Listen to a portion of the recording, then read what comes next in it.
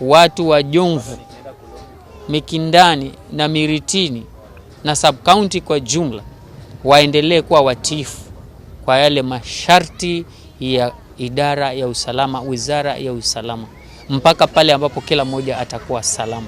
Kwa sasa kumeanza kuwa na kwamba kila mmoja ameachiliwa anafuata shughuli zake, lakini si vizuri tena kwamba namba zinaenda chini alafu tuamke tena tumerudi pale mahali tuko. Mradi tumefungulia kina mama, tunajua jamii itapata maji na tunajua wakina mama nao akaunti zao zitaanza kuingia hela. Ni kwamba tumewawezesha katika hali ya kiuchumi.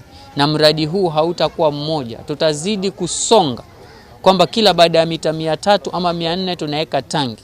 Tangi lile tunapatia wakina mama ama tunapatia vijana ili waweze kupata natija katika maisha yao.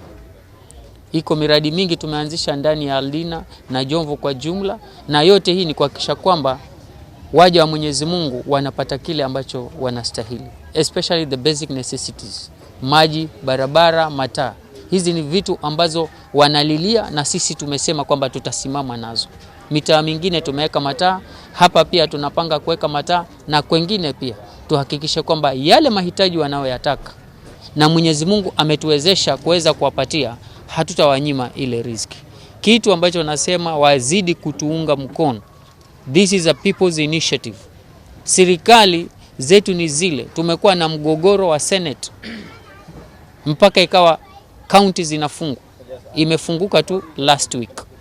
Sasa tukiwa tutategemea serikali moja kwa moja na rasilimali nazo ni haba, itabidi sisi wenyewe kama wakazi wana vijiji tuje na mipangilio ya kibinafsi ili kuhakikisha kwamba kabla ya serikali kuingia sisi tuko mahali salama. Ikiwa kila kitu tukiachia Uhuru Kenyatta, na hakikisha kwamba maisha yatakuwa magumu, kwa sababu rasilimali za umma huwa ni kidogo na zinagawanywa kila mtu katika serikali hii ya Kenya.